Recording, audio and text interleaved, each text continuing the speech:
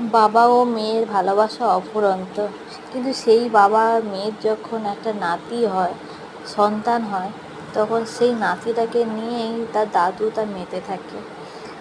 আর তেমনই একটা দৃশ্য, বাবা বাইরে যাওয়ার সময় সোনাইকে দিয়ে গেল কিছু টাকা।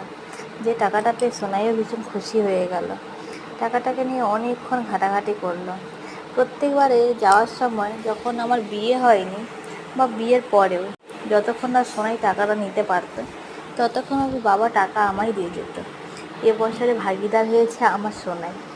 বাবাকে আমরা ঠাকুমার সাথে দেখা করতে নিয়ে গেছিলাম।